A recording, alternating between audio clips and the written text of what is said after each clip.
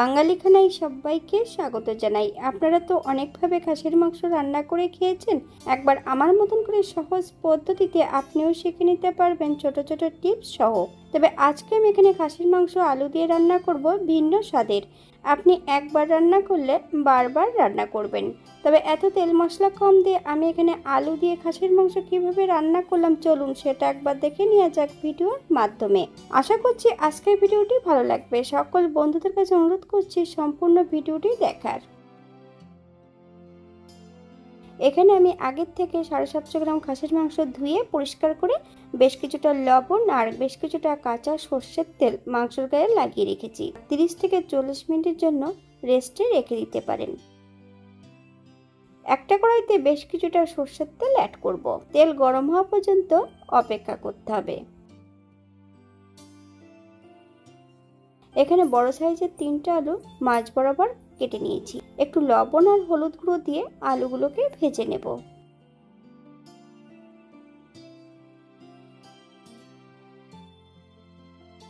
এই পর্যায়ে তেল থেকে সম্পূর্ণ আলুগুলো তুলে নেব।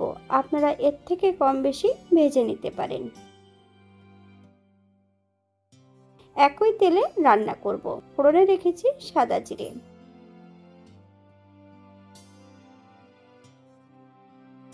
ফোড়ন থেকে সুগন্ধ বেরোলে মিডিয়াম সাইজের 3টে পেঁয়াজ বেশ সরু সরু করে কেটে নিয়েছি।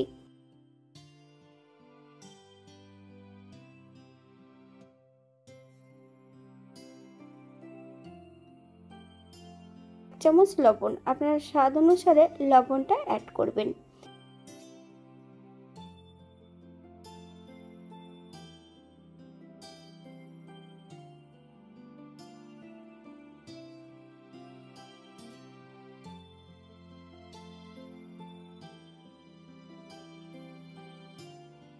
বড় সাইজের একটা রসুন 80% বেটে নিয়েছি।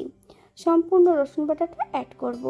পেঁয়াজ রসুন থেকে যতক্ষণ কাঁচা গন্ধ ছাড়বে ততক্ষণ বেশ ভালো করে ভেজে নিতে হবে।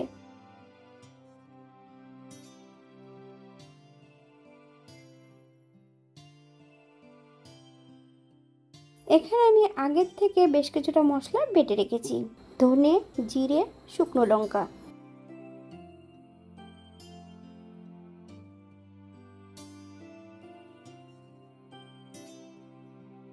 এখানে আমি জিরে আর ধনে বাটা অ্যাড করব 2 চামচ। 3 চামচ শুকনো লঙ্কা বাটা। আদা বাটাটা পরে অ্যাড করব।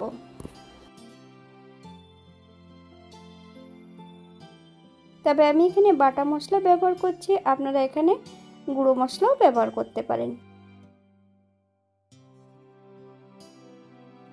হাফ চামচ হলুদ গুঁড়ো, হাফ চামচ কাশ্মীরি লঙ্কার গুঁড়ো। মশলাটা বেশ ভালো করে ভেজে নিতে হবে।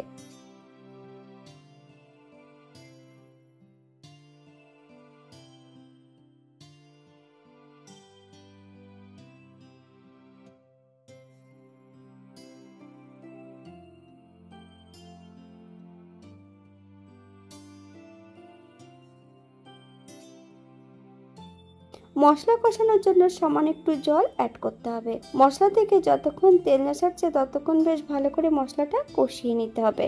তবে মশলা কষানো যতটা ভালো হবে তরকারির স্বাদ কিন্তু দ্বিগুণ বেড়ে যাবে। মশলাটা কষাতে হবে মিডিয়াম আঁচে।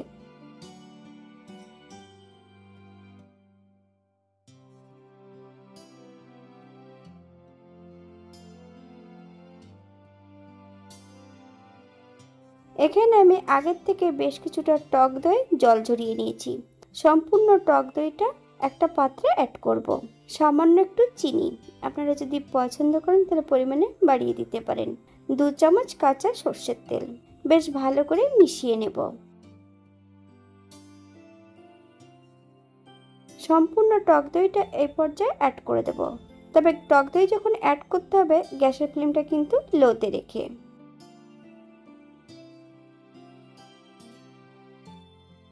2 থেকে 3 মিনিটের মতো লো ফ্লেমে রান্না করে নিতে হবে।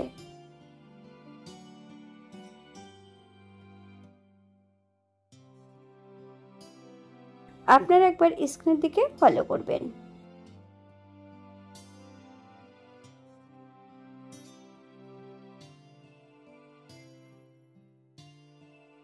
মাংসর হলে মশলা কষানোটাই কিন্তু সবার প্রথমে ভালো হতে হবে।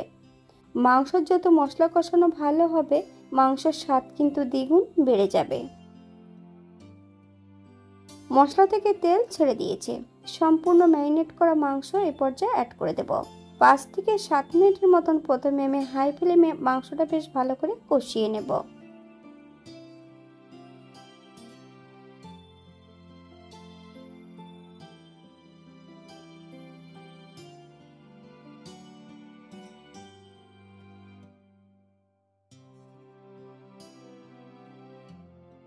বাঙালি রান্না ঘরোয়া উপকরণ দিয়ে আপনাদের যদি রান্নাগুলো পছন্দ হয় তাহলে চ্যানেলটি সাবস্ক্রাইব করে দিয়ে পাশে থাকবেন। পাশে থাকা বেলটি বাজিয়ে দেবেন, নইলে নিত্য নতুন রান্নার নোটিফিকেশন পাবেন না। আমার এই চ্যানেলে আমিষ, নিরামিষ এবং বিভিন্ন ধরনের খাসির মাংসের রেসিপি দেওয়া আছে। আপনাদের যদি পছন্দ হয় তাহলে চ্যানেলটি ঘুরে একবার দেখে নেবেন।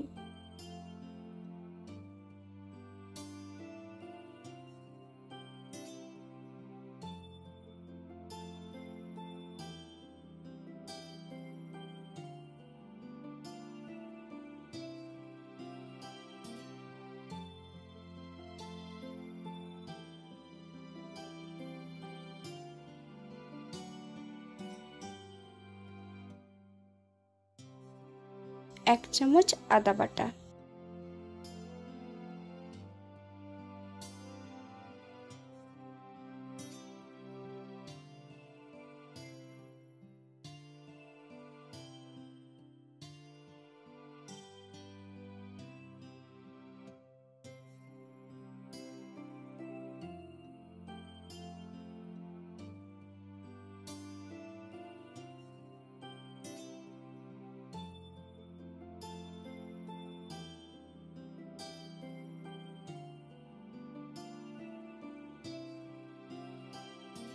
যদি লবণের প্রয়োজন হয় লবণটা অ্যাড করতে পারেন, কারণ আমি সবার রান্নার প্রথম থেকে লবণ অ্যাড করছি, তাই এই পর্যায়ে কোনো লবণ অ্যাড করব না।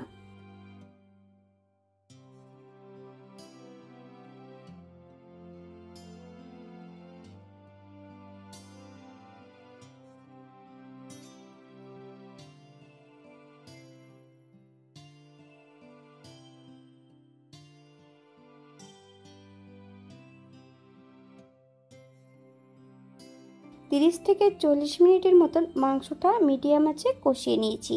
এই পর্যায়ে একটা প্রেসার কুকারের মধ্যে বেশ কিছুটা জল অ্যাড করেছি। সম্পূর্ণ মাংস এবং আলুগুলো অ্যাড করে দেব। প্রেসার কুকারে 2টা হুইসেল দিয়ে নিতে হবে। 10 মিনিটের জন্য প্রেসার কুকারটাকে স্ট্যান্ডিং টাইম দিতে হবে।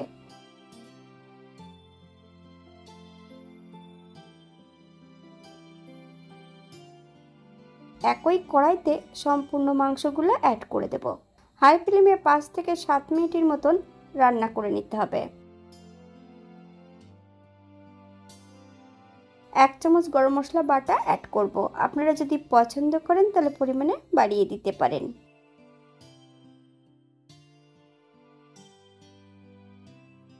গ্যাসের ফ্লেমটা অফ করে দিয়ে 5 মিনিটের জন্য স্ট্যান্ডিং টাইম দেব, তারপর সার্ভ করব।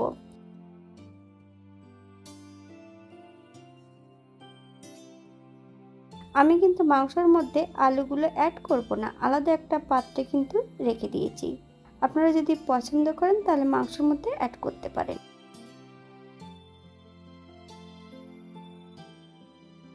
এটা দেখতে যেমন ভারী সুন্দর হয়েছিল, এটা গরম ভাতে, রুটি, পরোটা সবকিছুর সঙ্গে অসম্ভব ভালো লাগবে। আপনারা বাড়িতে একবার একই পদ্ধতিতে বানিয়ে নেবেন। এখানে যে আমি উপকরণগুলো অ্যাড করেছি আপনারা কম বেশি করে নিতে পারেন।